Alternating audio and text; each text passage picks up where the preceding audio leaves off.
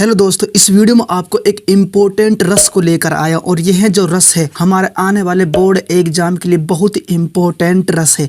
इसीलिए इस वीडियो को आपको पूरा वॉच करना है, स्किप नहीं करना है। बिकॉज इसमें जो है मैं करुण रस को लेकर आया हूँ। कौन से रस को लेकर आया हूँ?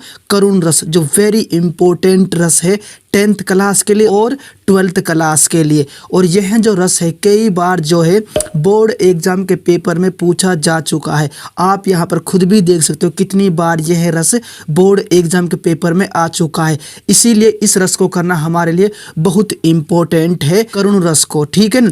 इसी तरह का एक इम्पोर्टेंट रस की वीडियो मैंने ऑलरेडी बना रखी है जिसका नाम है हास्य रस, और वे भी बहुत ही इम्पोर्टेंट रस है। वीडियो के नीचे डिस्क्रिप्शन में उनका लिंक मिल जाएगा, ठीक है। अब हम करते इस करुण रस को। सबसे पहले हम इसकी परिभाषा करेंगे, उसके बाद हम इसके उदाहरण बताएंगे और उसके बाद हम इसका स्पष्टीकरण बताएंगे सरल तरीके से, आसान तरीके से। लेकिन शुरुआत हम इसका जो है परिभाषा बताएंगे। सबसे पहले आपको परिभाषा लिखनी, उसके बाद आपको हेडिंग डालनी है और उसके बाद आपको परिभाषा लिखनी है। जैसे करुण रस का स्थायी भाव शौक है, यानी इसका स्थायी भाव क्या होता है? इस रस का यानी करुण रस का शौक होता है, इसका स्थायी भाव करुण रस का, ठीक है। क्लियर यहाँ तक?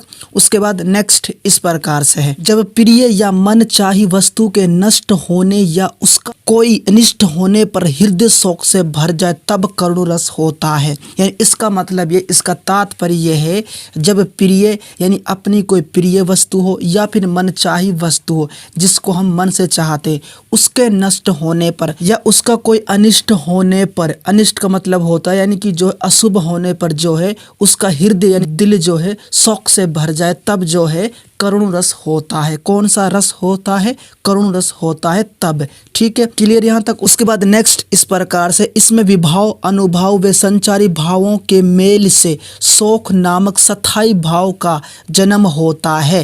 यानी क्या होता है? इसमें विभाव है, इसके अलावा अनुभाव है, वे संचारी भाव है, यानी इन सभी भावों के मेल से, इनके जोड़ से जो है शोक नामक स्थायी भाव जो है उत्पन्न होता है, यानी इनका जन्म होता है करुण रस में, ठीक है ना।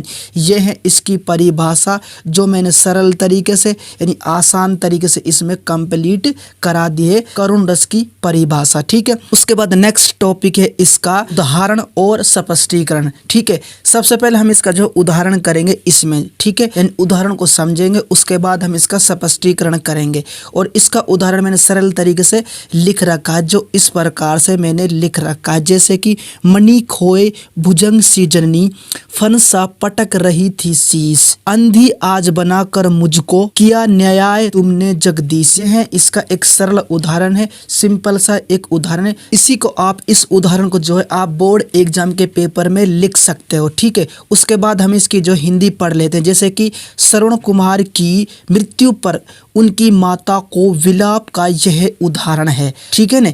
अब इसका जो है इस उदाहरण के माध्यम से जो है हम इसका अच्छी तरीके से स्पष्टीकरण करेंगे इस उदाहरण के माध्यम से, ठीक है ना। और इसके स्पष्टीकरण में यह होना चाहिए, यानी इस प्रकार से इसका स्पष्टीकरण होना चाहिए। सबसे पहले स्थायी भाव यानी शोक, और इस उदाहरण में जो है स्थायी भाव यानी कि शोक डेफिनेटली पाया जाता है इस उदाहरण में। नेक्स्ट है आलंबन, और आलंबन इसमें है श्रवण कुमार, ठीक है, यानी श्रवण इसमें जो है आलंबन है। उसके बाद नेक्स्ट है उद्दीपन, दशरथ की उपस्थिति, यह जो है उद्दीपन है, दशरथ की उपस्थिति। नेक्स्ट है अनुभाव, सिर पटकना, प्रलाप करना आदि, यानी जब किसी की मृत्यु हो जाती है तो जाहिर सी बात है सिर पटकना होता है, प्रलाप करना होता है। इस उदाहरण में जो है ये दोनों पाए जाते हैं, यानी अनुभाव पाए जाते हैं। नेक्स्ट है संचारी भाव, स्मृति, विषाद आदि, यानी अपने की जो मृत्यु जब हो जाती है तो उसके बाद जो स्मृति करते हैं, उसकी जो हमारी बार बार याद आते हैं। इसके अलावा विषाद होता है और बार बार जो उसका जो है हमें दुख उत्पन्न होता है। इसीलिए यह है इसका जो इस उदाहरण का यह